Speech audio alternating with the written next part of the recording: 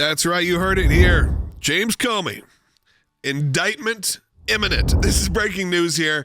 James Comey, of course, former FBI director. The sources are confirming, sources are saying this is happening and it's happening very soon. We knew that there had been a grand jury impaneled looking into some of these allegations against James Comey, but now it appears that the DOJ is prepared to ask for an indictment from this grand jury as soon as today. It appears they're looking at the allegations he lied to Congress back in 2020. There'd be a 5-year statute of limitations on that, which would run out on Tuesday. So if they are going to ask for an indictment, it has to be in the next couple days. Comey having the situation where he has essentially even admitted to lying in many ways, saying, that he had leaked things to the press or leaked things to his friend to then leak to the press and then to go and say, hey, I didn't leak anything. Very semantics game played by James Comey. Of course, he obviously has had so many issues come up, including even as recently as Shellgate, just a few months ago. That's right. Yeah, where he found those shells in the sand that said 8647. We do know that he has been an antagonist of President Trump for years. He used his power as the FBI director to get involved with an election, whether it be the way he handled the Hillary Clinton email scandal or what he did in the wake of that after President Trump was President-elect Donald Trump, and the way that he operated his FBI. It was not something that should happen in the United States of America. Now, what we will see is if the grand jury, when they are asked by the DOJ to indict him, if they will indeed indict him, and then where it goes from there. Stems from testimony given before the United States Congress, where, and Ted Cruz has pointed this out very well, that James Comey, when asked about this leaking of information, did not give a forthright answer. At least that's going to be the allegation. In other words, he did not tell the truth. He lied. It involved a situation where an individual that was a law professor received notes from James Comey after a conversation with the President of the United States. That law professor then leaked it to the press. James Comey asked about the leak, said, I didn't leak anything to the press.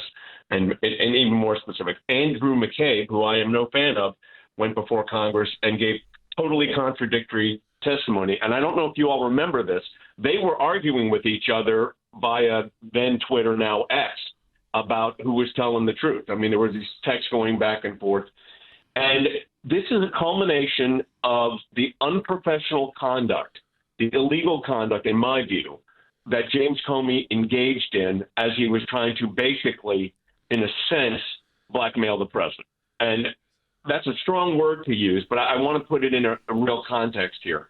Remember, it was James Comey and Clapper and these others that went to the then president-elect in early 2017 before he was sworn in, and went through that whole situation with the Steele dossier and the allegations. So James Comey also said 3 times in writing, well, to the president actually, that he was not under investigation when in fact they already had opened up Crossfire Hurricane and he was under investigation.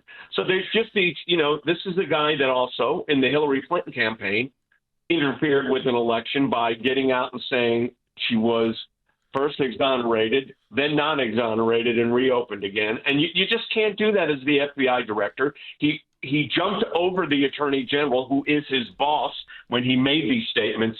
So this is, in fact, a long overdue process. Now, overdue being by Tuesday, the statute of limitations of the lying to Congress allegation, if in fact that becomes the allegation or one of them, was to expire on Tuesday. So the grand jury is impaneled on Thursday to meet. That's what's happening now. And a lot of people expect a returning indictment sometime later today, or maybe it will be unsealed early next week. As far as the process of this goes, we know that a lot of people in the press are reporting it is about, as you mentioned, the lying before Congress, that it could be things in addition to that. Those are the details we don't know at this moment. But once they take this and ask for an indictment before a grand jury, this is in the Eastern District of Virginia. What happens after that as far as process goes, so that people can be looking forward to what could come out of this? once a grand jury, if in fact they what's called issue an indictment, that is then taken to the judge, and the indictment is issued. James Comey would be arrested and processed. He probably would turn himself in voluntarily, I suspect, and then the court proceedings start. So that's how it moves. It'll be handled by the United States Department of Justice, the Eastern District of Virginia appears where this indictment's coming out of, and they have an acting U.S. attorney who would be in charge of the case through the criminal division of their office. But it also may have Maine DOJ people involved as well. I'm sure it will, in the nature of the kind of case that it is. In this kind of case, what's the timeline look like here? Because we only have a couple of years left of a Trump presidency, and does that change? Could this indictment, this moment, kind of be reversed if we see the pendulum shift in just a couple of years? Well, I mean, if the White House were to turn in 2028 to a Democratic president, he can order the Department of Justice to not move forward with that indictment. Now, if the case has been tried and a jury issues a verdict, whether it's guilt or innocence, not guilty or guilty, if there was a sentence involved, a new president could waive the sentence or reduce the sentence or even issue a pardon. But if it's not tried by then, yes, politically things can happen. And the Department of Justice is part of the executive branch, and the president is in charge of it. Well, I see a lot of people talking about that, saying, well, it took this long to just get to this point. Having a president, though, in place right now, could this be not fast-tracked, but something that is reasonable to get done within the next 24 months? 3 years is reasonable, and that's what's left. Yeah.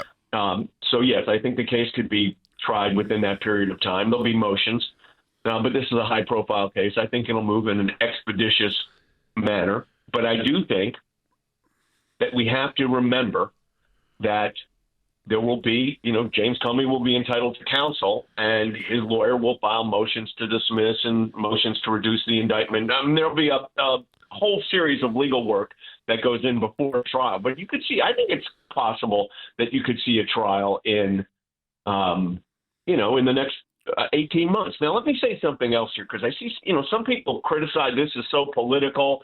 I can't believe that, they're doing this. This is what the left's saying. They didn't say that when they went after President Trump, both while he was in office and then indicted him afterwards. So, it's similar to what you all said yesterday, the double standard here when you were talking about the left wasn't saying much as conservatives were being, censored by Google. And, and of course, Google came out and said we were pressured by the Biden administration. So it's the same kind of thing here. I mean, they forget where and what they have done to this sitting president while he was president and then after he was out of office. So, they've kind of opened this up.